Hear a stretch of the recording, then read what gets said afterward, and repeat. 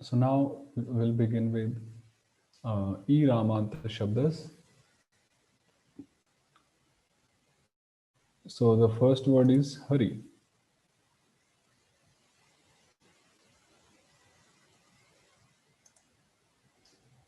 Hari Shabda. u-rāmānto Hari Sangyah. Any Nāma ending in e-rāma or u-rāma is called Hari. So it's simple. Like u-rāmānta Krishna Sangyah. Any u-rāmānta-śabda is Krishna Shabda. So any e-rāmānta or u-rāmānta-śabda is Hari Sangya. So Hari Yuktasu Vishnu Bhakti Siddham Vishnu Padam Sararamyur Vishnu Sarva Vishnu Padante Harihi. Then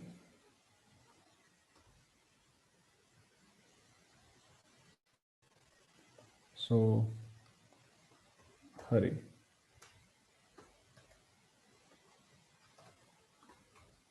Hari 1.1.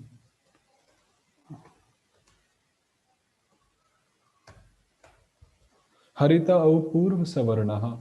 When au is there after Hari Shabda, then au becomes the same varna as the previous one, which means the previous varna is e-rama, so au will convert into e-rama.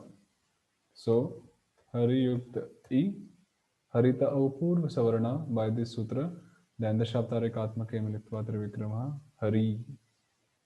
So if you remember that sutra, Idu Detam Dvivachanasya Manivadi Varjam in Sandhi, do you? Yes. So this is the long E in Dvivachana example. So you'll never see Sandhi of this. Yeah, we never do Sandhi for these. Yes. Except for those 4 examples we had there. Dampati, Eva, Rodasi, Eva, and so on. The Manivadis. Yeah, Manivadis. Mani, Eva. Examples. Just us. Now, there is one sutra. Idvayasya E, Udvayasya O, Ridvayasya Ridvayasya Al, Govinda Sangyah. And this is important sutra. The replacement of idvaya with e-rama, udvaya with o-rama, hridvaya with we cannot say ar-rama, and hridvaya with al is known as Govinda. So Govinda is a karya. Govinda is a karya. So in other grammars, it is known as guna. In Panini, it is known as guna, and here we say it Govinda. So idvayasya E, udvayasya O, ridvayasya Al, Govinda Sangyah. Its application, just now we'll do it. So like this. Mito Vrishne Sangyah. In the Vishnu Bhaktis, where Rama is getting deleted, or is it. So those Vishnu Bhaktis, they are known as Vrishni. Vrishni. Swadis that have the indicatory letter Nga are called Vrishnis. This is Sangya Sutra again. Now, we are doing Hari Yukta Jas.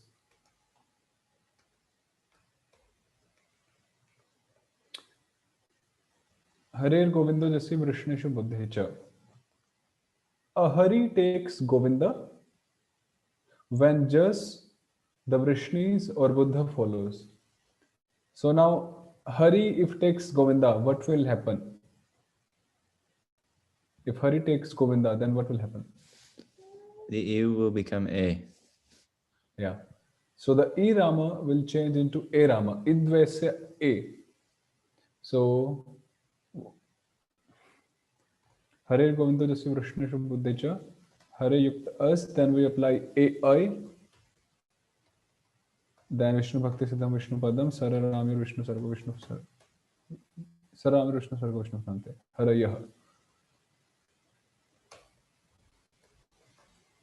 Then Hari Yukta Dashavtara Damshasor Aram Haraha Vishnu Bhakti Siddham Vishnu Padam. Hari Yukta Au. This is same as 1.2. Haritau Purva Savaranaha. Dashavtarikatma Kevanitva Trivikramaha.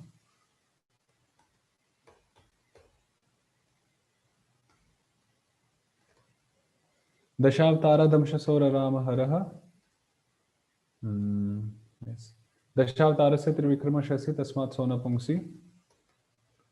So I am hoping that you know the sutras and their applications. I'm doing the form. If you don't know or half or fully, then you can ask. Otherwise, I'll just move with the sutra which we have covered in Krishna word. Hari Yukta Ta. Now here comes a sutra. Haritashtana natu lakshmyam. After a Hari word, Ta is replaced by Na, but not in Lakshmi Linga. So except for Lakshmi Linga, everywhere after a Hari, Ta is replaced by Na. So Haritashtana natu lakshmi. I'm sorry? So E and U ending in all the lingas, not just in Pullinga. Hari is called Hari. Yes, yes. Majorly, see, like u-rāmānta, the long A, basically, whenever we see long u-rāmānta, generally it's Strilinga, Lakshmi Linga. But sometimes we have the words even in other lingas, like we did Vishwapa, and another example was Somapa, you know. So majorly they are divided, into different lingas. Like if we have ending word, so it's generally considered to be neuter gender. So there is a general classification, but still some words are there which may be in other lingas as well. Okay. So when we are defining Krishna, Hari, all these indicate all the lingas, not just the Pullinga, right, Prabhu? Hare Krishna. Can you hear me? Okay, yes, yes. So when we say Krishna, Hari, it is in all lingas, not just in Pullinga. No, no. See, No, I understand that R ending, but I'm saying the terminology is indicating all the lingas, not just the Pullinga. It is not indicating just the Pullinga. just wait a minute, please.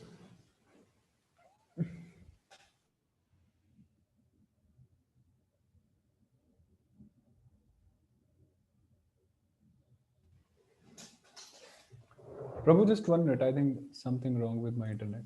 Sure.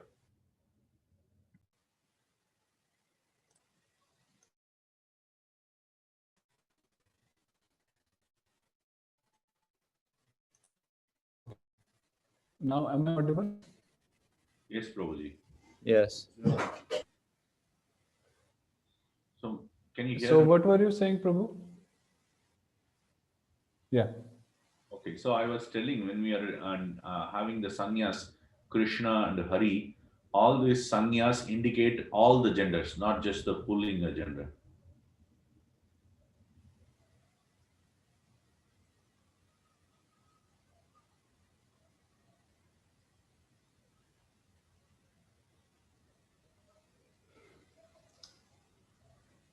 Uh, I think we should consider them in the lingas which they are described in, like u-rāmānta Krishna Sangya, u-rāmānta Hari Sangya. So they should be considered Purushottam Linga. If there is any exception, then they will be introduced in their particular sections. Because here in this sutra which you showed just now, it is mentioning not in Lakshmi Linga. So that means Okay. assuming that it is Purushottama, Lakshmi, Brahma, all the lingas, right? See, it's not in Lakshmi Linga. It means that only Brahma Linga is one more thing, one more place where it can be found. Right. Okay. So some words are there which are like adjectives, and they can be used in all three genders. Like the word parama, parama. Now, parama is an adjective. If it is used with a pulling shabda, then it becomes pulling. Because the visheshana takes the form of the linga of the visheshya. The adjective takes the form of a noun. So for those words, such things are mentioned. Right, right. Okay. Yeah. So there are adjectives, there are many words, especially the adjectives, which like parama bhakti, paramah Krishna, paramam phalam. Bhakti Right. is striling, so parama bhakti. Krishna is pulling, so paramah Krishna, and phalam is brahmaling, so paramam phalam. So likewise for such words, such exceptions or such rules or such extensions of the rules are made. Oh, So I we'll see. study that, we'll get to know that things. So, for example, there is the word mati, right? Mati, Mati is is it pulling. uh, striling, right? Mati, no? I Mati thought is, I Mati think, was striling. okay. We have a different uh, mm, way of declension for such words. Because Mati, Haribo, Yes, am I Prabhu. audible? Yes, Okay. we can hear you. So Mati, there is that pratyaya, ti, Hmm. but here it is, the formation is different. Basically, the pratyas which we add to the verbs, they define whether a word is pulling, striling, or brahmaling. Sorry, that's my laptop. Sorry. Yeah, I'm saying that it depends on which pratyas are added to the verbs, which result in the final forms, and they describe, or yeah, they define the gender of that particular word. So Right, when we'll study kridanta pratyas and on, so we'll be having pratyas and different genders. right. So my question is about So this mati also a hari shabda here? Is it a hari? see, now we are covering Hari. When we move ahead, now next word will be covering Pati. Okay. So Jiva Goswami will show the varieties. Oh, I see. Okay. He will show, like in Krishna Shabda, there was a little variety in Rama Shabda, like the Natva. So he showed that. Now Jiva Goswami won't leave anything out, and we are doing the Brihat version. So let it unfold, I'll say. Okay. Okay. Sure, Prabhu. Just that much. So Hari Yuktata, Haritashtana, Natu Lakshmya. So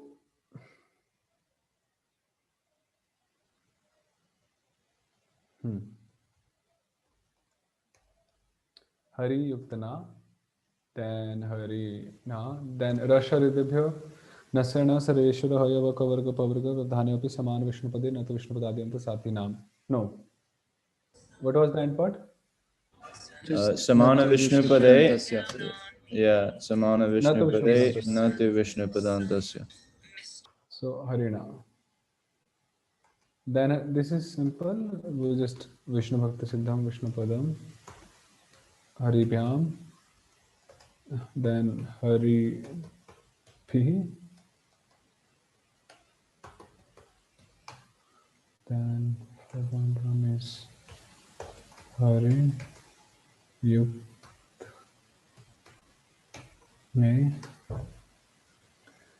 So this is Vrishni May. So we apply Harir Govindo Jasi Vrishni Shubhuddhicha because this is Vrishni. Ngita Vrishni Sangha. So becomes Hari and A, then A and Vishnu Bhakti Vishnu Haraye. Hari Haraye Nama Krishna ityadi. 4.2 is Hari Vyam. 4.3 is Hari Phyaha. Hari Phyaha. 5.1 is Hari Yukta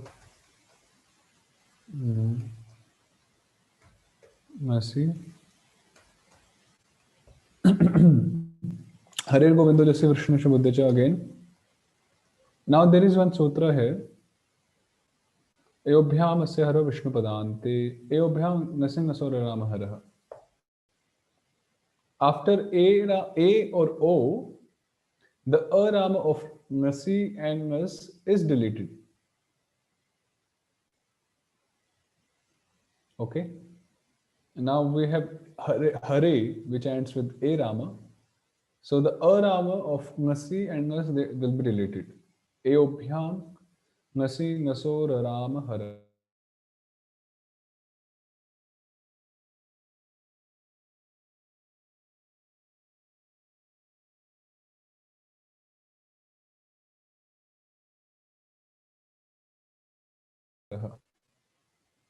Hare. Then 5.2 is Haribhyam. 5.3 is Hari. Then 6.1 is also the same, like 5.1 Hare. Nasinga Sora Ramhara. Then 6.2 is Hari Yukt Os. So it's simple Idvemeva Yashar Sarveshware and Vishnu Bhakti Siddham Sararamir Vishnu Sarga Vishnu Padante Hari Yoga. Hari Yukta Am Vamana Gopi Radhavya Nudami Tidagama Parasambandhi. Then Vamanasya Trivikrama Nami Nri Shabda se Tuva Nati Sri Chatasroho, that sutra. And then Vishnu Bhakti Siddham Vishnu Padam and Hari Ram. Rasha Devya Nasyana Sarveshwara Hayava Kavarga Pavarga Vidhanyapi Saman Vishnu Padin Natu Vishnu Padantasya. Hari Nam. Hari Nam. Am I right? Yeah, Hari Nam.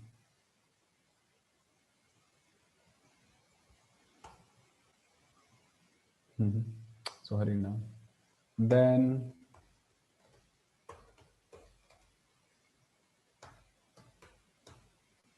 so this Harinam is not the Harinam we say, Harinam Sankirtan. That is different.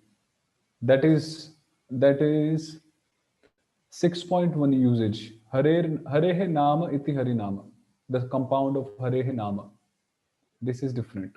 Of Lord Haris, of many Haris, like that. So Hari Yukta me.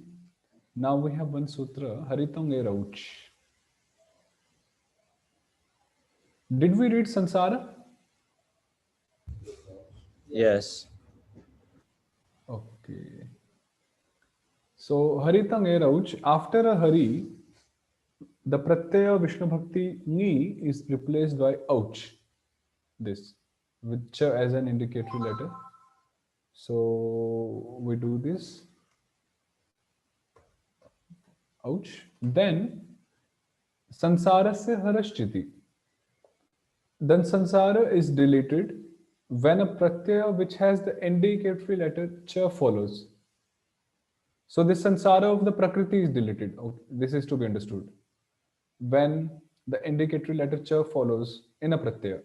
So we have the indicatory letter Cha here. So what is the Sansara of Hari? E.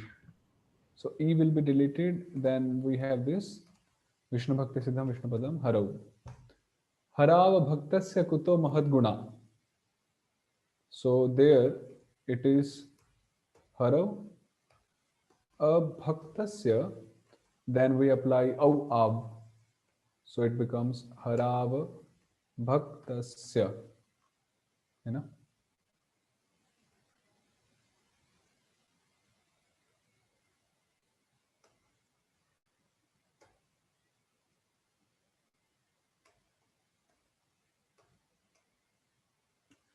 Then 7.2 is Hariyo, again like 6.2. 7.3 is Hari Yukta Sup. Then Vishnu Bhakti Siddham Vishnu Padam. Ishwar Hari Mitra Kange Bhe Pratyavrinti Sasya Shornam Vishnu Sarga Vidhanyapi Nahatu Vishnu Padadyanta Satinam. Was that right? No, no Satinam. Satinam is the other sutra. Is it? No, I think it's No, right. no. Huh?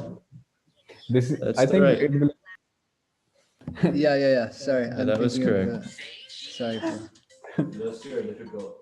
both the two sutras, they are like, I always merge the end parts of both the sutras. Yeah. Yeah, I was also doing.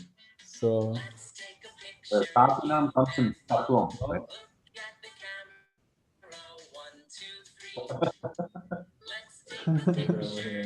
Yeah.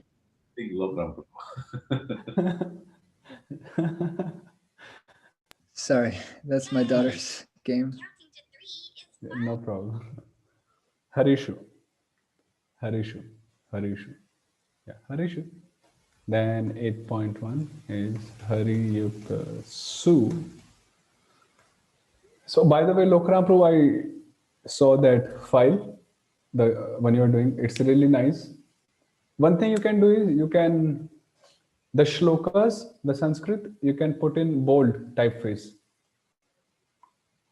Sure, Prabhu. Then, No then problem. there will be a difference. Yep. Okay. Hari Yukta Su, Sambodhane Sur Buddha Sangya, as we read. Harir Govindo Jasi Vrishneshu Buddhecha, when Buddha follows, then Hari takes Govinda. Hari Yukta Su. Then, did we read Eo Vamanebhyo Buddhasya Adarshanam? Yes. So yeah, we read that last time. So Hari. Hey Hari. This is not Mahamantras Hari. That is different. Mahamantras Hari will be made in the next section. By the word Hara. This is different. This is then 8.2 is same as 1.2. Hari. Haritau Purva Savarnaha. Hey Hari. Or two Haris. And then this is Harayaha. Oh, so many Haris. Lot of Haris. Haris in bulk. So, like that.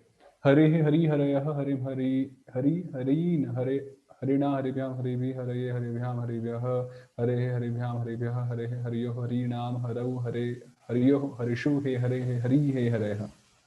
Any volunteer? I try. Wow. 1 minute, 1 minute. Yes, now please. Hari Hari Harayaha. Harin Hari Harayaha. Harina Haribdham Haribhihi. Haraye Haribdham Haribhyaha. Harehe Haribdham Haribhyaha. Harehe Haryoho Harinam. Harau Haryoho Harishu. He Hare He Hari He Hareyaha.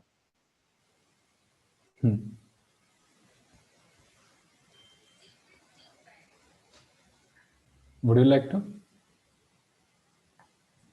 Sure.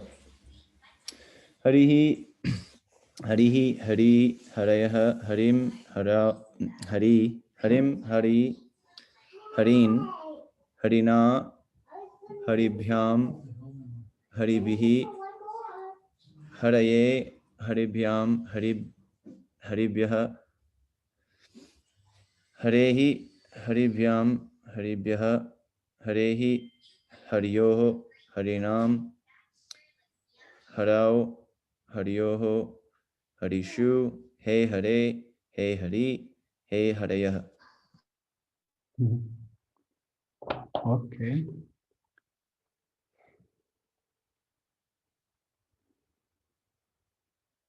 Then the words Agni, Ravi, Kavi, Giri, and so on follow the same pattern as the word Hari. No, like all those u-rāmāntas, Purushottam-śabdas.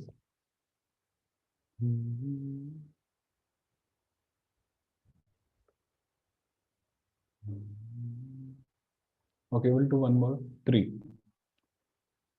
So the next u-rāmānta-śabda with a different pattern is 3 in Purushottam Linga. So 3 will be covered in all the lingas. But now here for Purushottam Linga. So because 3 means 3 and 3 cannot be dual or singular, so the forms will be only the plural forms. Jas, shas, bhis, bhyas, bhyas, am, and me. So no dual and no singular. So 3 yukta jas.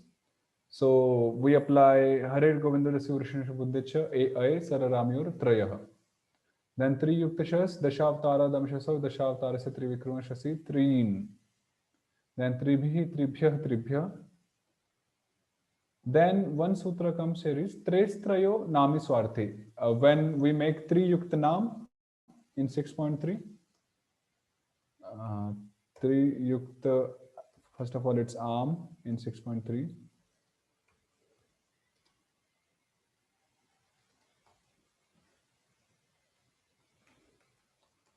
So then Vamana Gopi Radha Vinodami Ityadi. Then we make 3 Nam. So Trestrayo Nami Swarthi. The word 3 is replaced by Traya when Nam follows, provided its own meaning is predominant. Swa Arthe. Swa means its own, Arthe means the meaning, in its own meaning. Now, the need for saying Swarthe is that sometimes, like when a compound is made, a samasa, so sometimes when a samasa is being made, so the numerals, they are used in a secondary sense, not in a primary sense.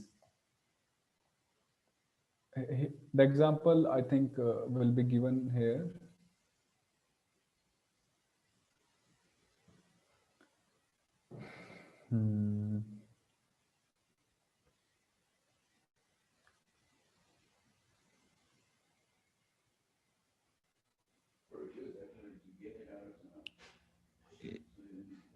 It's just there in the middle, I think. Priya Trinam.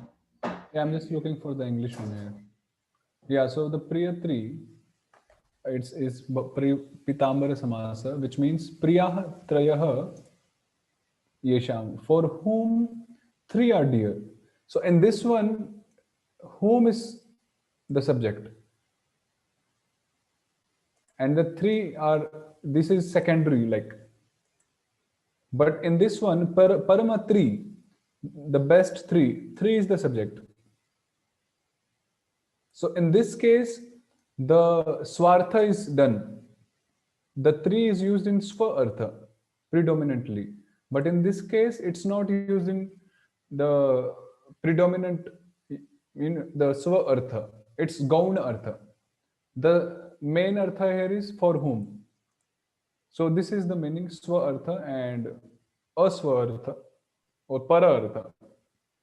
Prabhu, so if I take Priya 3 as just not Bahuvrihi, but the regular, I think that Purusha.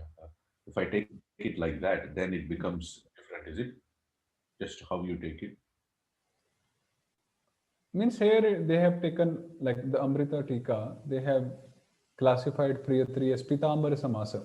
Priyaha Trayaha Yesham, which means Anya Pada Pradhan, they say it as Anya Pada Pradhan. You know, one is Purva Pada and one is Parapada. And in Pitambara Samas, Pita Ambara Yasya Sa iti Pitambara. It Pitambara Samas, in Pitambara Samas, the word, the Samasa is not talking either of the Purva Pada, which is Pita, and not either of the Parapada, which is Ambara. It's totally speaking of the Anya Pada, which is the Lord, who wears Pitambara. You know, Purva Pada, Parapada, and Anya Pada. So similarly, Priya 3 doesn't speak of 3, which is the Parapada, which should be Swartha according to this sutra. It is talking of Anya Pada. So yes, please.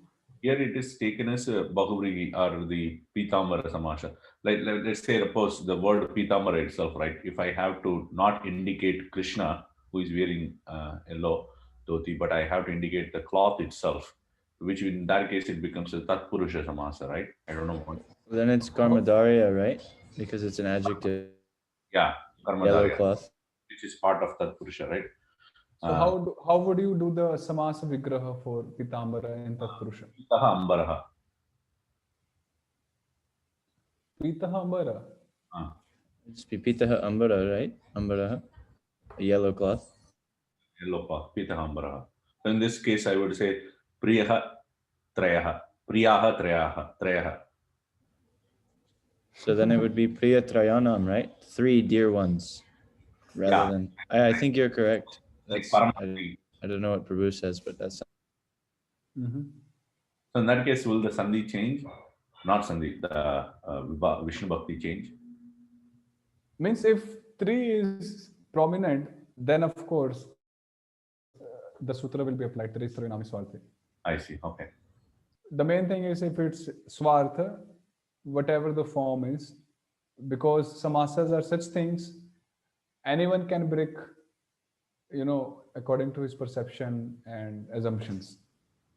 Like now you told Karavdharya, now someone may come in and will say, no, do it like Dvigu and this and that. So samasas are such. Samasas, actually the compounds, they give or allow speculation, a scope for speculation, a good scope for speculation, especially. I was going to say we're getting a lot of juice from our acharyas because of these samasas in Bhagavatam. Yeah. But I was just 1 minute. Mahesh Vasa. Mahesh. There is one shloka in Bhagavad Gita, chapter 1, and I think it's somewhere around the 10th shloka. Just 1 minute. Atra Shura Maheshwasa. No. Just continue that shloka. Atra Shura Oh Mahesh. man, it's been so long. Atra Shura Maheshwasa Bhimarjuna Samayudhi. Tukano Viradascha, Rupadascha Maharata. No, not that one. Chap Rajita. Okay, Chap Rajita. So there is one shloka just nearby. So one word come there, Chap Rajita. Now the acharyas, I think Vishwanath Chakravarti Thakur, he gives 2 meaning of that word, Chap Rajita. The word is Chap Rajita. Okay. Now one meaning he gives is Cha Aparajitah, which means and he is undefeated, he's Yeah. not defeated. Second meaning he gives is Chapa Rajitah. Now what does Chapa mean? A bow. And Rajita means is like decorated or ornamented, well equipped by something like that. Do you see? So it's Yeah. one word. So when I read it first, I was really glad, wow. Cha aparajitah and chap rajita. Chapena rajita iti chap rajita. So like that. Saharte tritiya. This is Saharte tritiya. Sometimes even in the commentary itself, they are using long compounds. So in your experience, Prabhu, is it difficult to understand those compounds? Challenging? Means what I have seen personally is it really depends on the context. Like the running context, it really helps because even if you are a great scholar from a Sanskrit point of view, if you don't know the subject, the content, and the context which is going through, then it will really become very difficult because many times the words they are not used in a grammatical point of view. They are used, the words are used, the forms are used which we will be doing in grammar, but the meaning will be totally different which they will be taking there, and those meanings will be according to the running context which will be there. So it really becomes difficult sometimes to observe the commentaries from a grammatical point of view or from even dictionary point of view. Sometimes we have to just transgress all the grammar rules, the words, the meanings in the dictionary even, and we have to just pray. Now Prabhu, what does it mean? Like, and yeah, sometimes it becomes difficult, really. Mhm. Like that. But I have seen personally that, like, for example, if you get stuck somewhere in some commentary and then you just start, just continue contemplating on that point. Now what does that thing mean? What does that particular word mean? I'm not getting the meaning. And suddenly within some time, that meaning will dawn upon you. Now that sometime could be some hours, some minutes, or even few days. That's my experience many times. And when you get the winning, you really become happy. Wow, means it's like a realization. It's like almost like Brahman realization. So yeah, very nice. Yeah. Just like Ujjwal Prabhu, he told Jiva Goswami's comment on that, that Bhuta, Bhut, Indriya, and Devta Rupa, from Tattva Sandarbha. So I was really pleased, even though I didn't fully read it, or even if I read it, I didn't fully get it actually, because the English is too condensed and complicated there. But still, I'm somewhat happy that there is an explanation of that point which Sridhar Swami has raised, given by Jiva Goswami in Tattva Sandarbha. So just by knowing that, I'm happy. And when I read it, which I did, but I just understood a little bit. So like this, it unfolds gradually. So yeah, like that.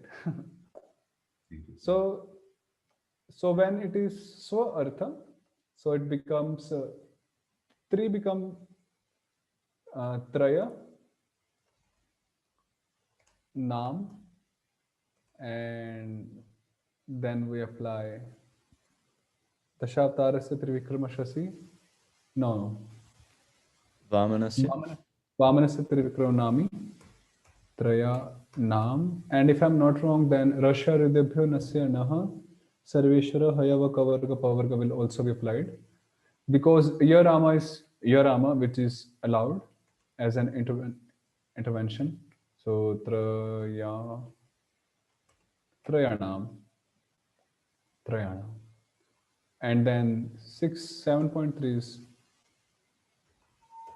3 Yukta Su becomes Ishvara Harimitra. Trishu Lokeshu Kinchana. Somewhere it is, Trishu Lokeshu Kinchana. I think in Gita.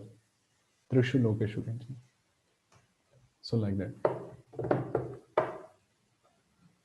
Okay, Prabhus. Ujjwal Prabhu, can you please explain that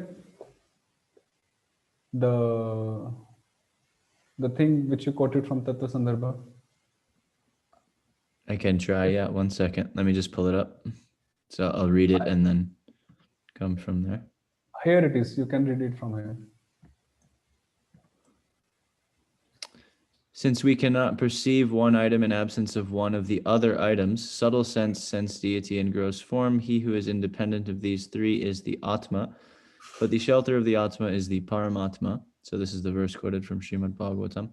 One depends on the other. In order for each to function, they depend on each other. Without the object to be seen, so the adibhautika thing, the gross organ or body, the sense or adhyatmika, which observes it, cannot function. So the sense needs an object in order to be activated. So the way I understand this is the example of deep sleep. The senses are all completely deactivated, and we use this as pramanam for the existence of the Atma, because we still have the memory of not perceiving anything, because in the absence of sense objects, the senses don't work. So the senses are actually dependent on their objects. Without the sense... Here, sense objects means adibhautik means the earth, water, air, right? Yes, and in general, things that are composed of those. So of the Pancha Mahabhutas, and senses, the adhyatmic things, which are the faculties by which we perceive those things, adhyatmic. So they cannot function. So if there are no objects made up of the Pancha Mahabhutas, then there is no usage of the senses, or the senses cannot function. Exactly. They don't have any way to function without something to perceive. So in other words, the potential is there, but their functioning doesn't happen because there's nothing to perceive. So basically they're dependent. Basically, the senses depend on the sense objects, right?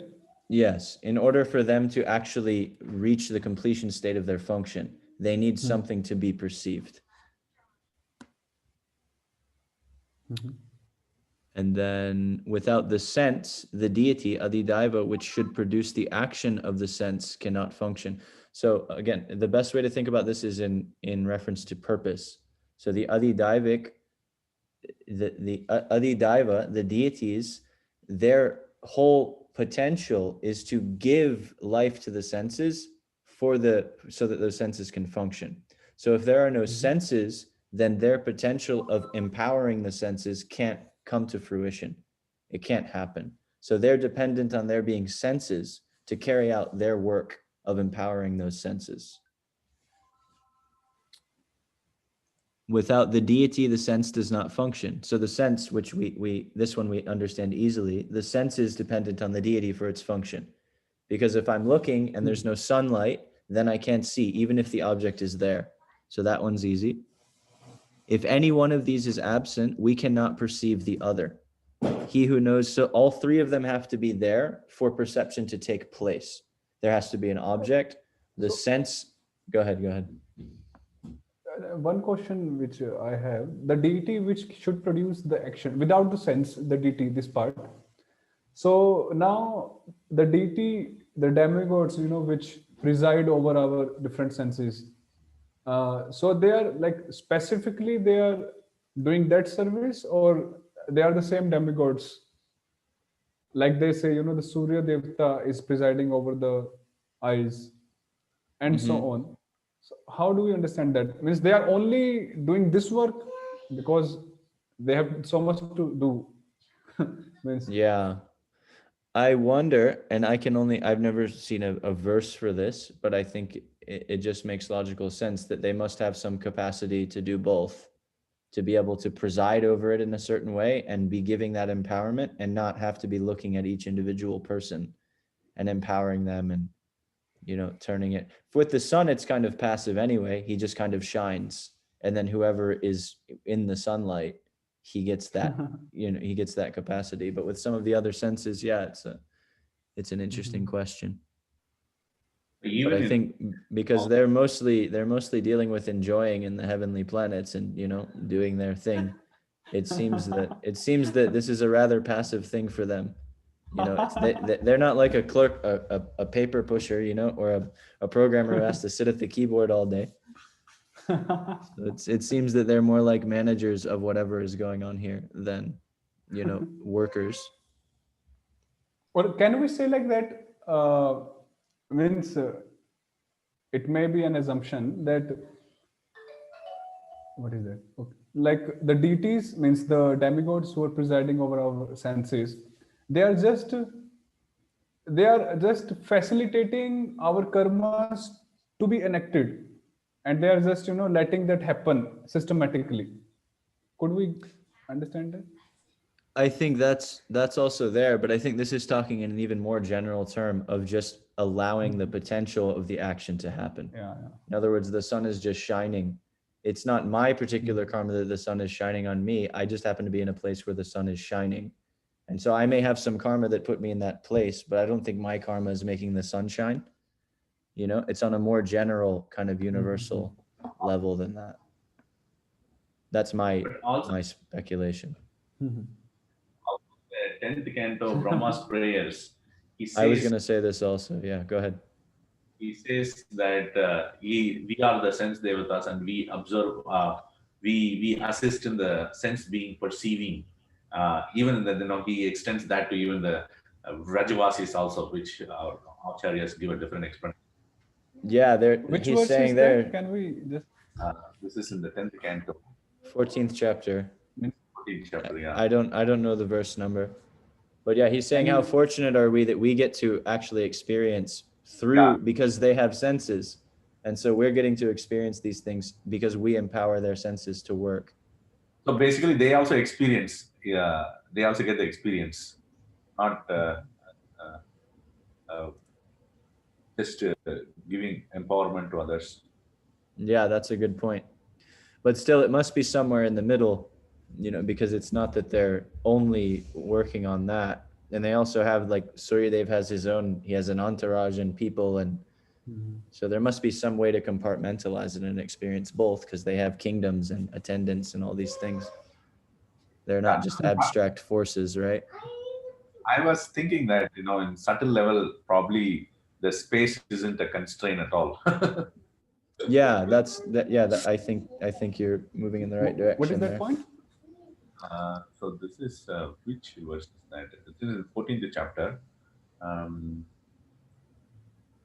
But basically, the idea he was saying, Paramsundar Prabhu, is that on higher levels of reality, even within the material sphere, that the constraints of reality are different. So space wouldn't be the same. There wouldn't be the same constraint for somebody in the realm of the demigods as there would for me. So therefore, they can kind of have more of a pervasion and therefore experience and do things in a different way. Because we hear this, what, bu, buvar, swa, as you go up, it's more subtle. There are different levels of reality. And so different experience, their bodies are totally subtle. The 33rd verse, 10, 14, 33. So, yet even though the extent of the good fortune of these residents of Vrindavan is inconceivable, we, 11 presiding deities of the various sensing. Wow, first time I get to know this. 11 of the various senses, headed by Lord Shiva, are also most fortunate, because the senses of these devotees of Vrindavan are the cups through which we repeatedly drink the nectarian, intoxicating beverage of the honey of your lotus feet. I also have Sri Vishwanath Chakravarti Thakur's commentary on that verse if you want to look at it. Yeah, please. You want to share screen? Yes, yeah, I'm just pulling it up now. 33, you said 11, 14, 33. Which one? 10, 14, 33. Sorry, 10. Wow, not 11. My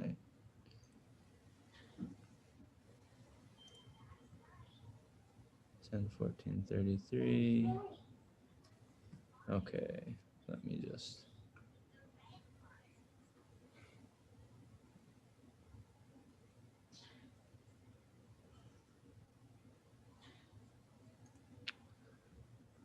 Yet, even though the extent of the good fortune of these residents of Vrindavan is inconceivable, we 11 presiding deities of the various senses, headed by Lord Shiva, are also most fortunate, because the senses of these devotees of Vrindavan are the cups through which we repeatedly drink the nectarian intoxicating beverage of the honey of your lotus feet. The inhabitants of Vraj have also made us, the demigods, most fortunate. That is the intention of this verse. Brahma prayed, what to speak of the fortune of the Vrajvasis, we have also become fortunate. Who can describe it? The demigods like Shiva and I, Sarvadayo, who are the 11 deities in charge of the senses, have become most fortunate. Through the senses of the Vrajvasis, we have tasted the extremely intoxicating nectar, Madhvamritasavam, of the sweet sound of Krishna's ankle bells. In this way, Brahma expresses his determination to see, hear, touch, taste, smell, sing about, and massage the Lord. Besides the 10 senses, there is mind, intelligence, false ego, consciousness, and their presiding deities. Of these 14, the genital and anus are rejected as lowly. So he's saying that there are 13, but he's not counting those two. Vasudev, Krishna, is the presiding Lord of consciousness. Excluding these three leaves the 11 senses and their presiding deities. Therefore, Brahma prays, we, the 11 presiding deities of the senses, are experiencing Krishna's sweetness through the 11 senses of the inhabitants of Vraj. Something else should be considered here. The sun, moon, demigods, men, animals, and all the other entities of the spiritual world are Satchit Ananda, eternal, full of bliss and knowledge. The material sun, moon, and demigods are all expansions of the spirit. I was remembering this point when you brought this up, Vijay Prabhu. The material sun, moon, and demigods are all expansions of these spiritual prototypes. The demigods of the material realm are specifically empowered agents of the demigods of the spiritual world. The material senses cannot act independently. Only by the sanction and power of the demigods can the material senses experience material objects. But Sri Krishna's eternal associates independently experience the Lord's form and sound by their own spiritual senses without any influence of the mundane demigods. In his enthusiasm, however, Brahma identified his power to control material intelligence with the senses of the inhabitants of Braj.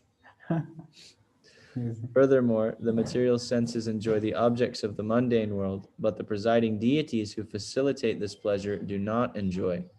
However, without the presence of Brahma and the other presiding deities in the intelligence, mind, eyes, and nose, the senses of even those fixed in Krishna consciousness could not experience the sense objects of form or smell. This is the opinion of those who know the soul. So it seems here that he's saying that the deities don't actually enjoy the pleasure that they're facilitating. Yeah, However, it's interesting. with It's a little bit opposite to what's mentioned in the verse itself, right? yeah, and he's giving the reasoning for that. It's quite interesting. And but then he's also saying that that Lord Brahma is empowering all the sadhakas to be able to, and because we also hear this that Krishna is experienced in pure chitta. So chitta is a material thing, but Krishna is able to appear in the chitta, and spiritual things appear in the chitta for a sadhaka before he has his siddha deha. Because of their eagerness to taste the sweetness, Krishna, Brahma and others were able to experience bliss despite two faults. Though Brahma and the other presiding deities of the senses are mere instigators, karta, of the action of the senses, they took on the role of being enjoyers, bhokta. Although they are the demigods of the material senses, they took on the role of being demigods of the spiritual senses. These are the contrary actions seen in Krishna Prema. In Padyavali, it says that one reaches perfection by lying and criticizing. Factually, the senses of Krishna's eternal associates are spiritual like the Lord. So how could material demigods enter their spiritual senses? This was the question I was having when I first read this and when you just read it back. There is another meaning of the verse. Sometimes a devotee will praise his own fortune out of greediness to taste Krishna's sweetness. The good fortune of the inhabitants of Vraj is incomparable, but we 10 demigods are very fortunate, Dikpalas. Why? Then touching his finger to his senses, Brahma continued, Hey Krishna, with our senses we also experience your beauty and sweetness as you leave Vraj to herd the calves. Okay, so this is the other explanation. Right? Yeah, he's giving so much. It's such a beautiful commentary, his commentary on the whole Bhagavatam, but especially the 10th canto. Sri Vishwanath just gives so many juicy details. Yeah. So that doesn't really help us with our question about how they're all dependent on each other, but it's definitely interesting. It was much complicated for me, at least, Vishnath's commentary. First Yeah. he says that they relish, then he says now how they can relish, then he... So it was like anti-arguments again and again. Yeah. Yeah, but anyhow, so are we done with that thing? Yeah, I think so.